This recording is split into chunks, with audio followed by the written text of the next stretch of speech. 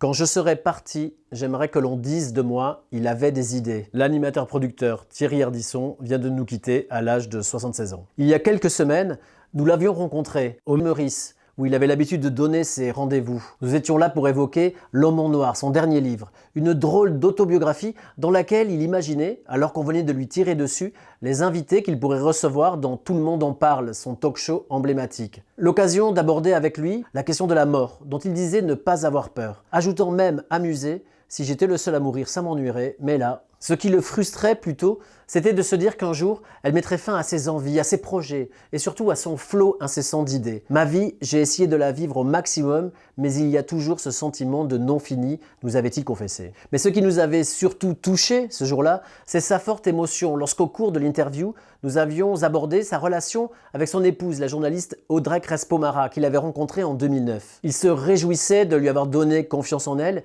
et nous avait alors confié que ce qu'elle lui avait apporté, elle, c'était l'amour. « Je n'ai jamais été aimé comme ça », nous avait-il dit. Quand on lui avait demandé s'il n'en avait pas marre de parler de lui, il avait évoqué le documentaire La face cachée de l'homme en noir que sa femme venait de mettre en boîte pour TMC. Elle y a passé plus d'1 an, elle m'a poussé dans mes retranchements. Promis, c'est la seule fois où vous entendrez encore parler de moi. Thierry Ardisson disait ne pas avoir de regrets dans la vie et nous avait raconté les yeux rieurs avoir déjà préparé la playlist de son enterrement.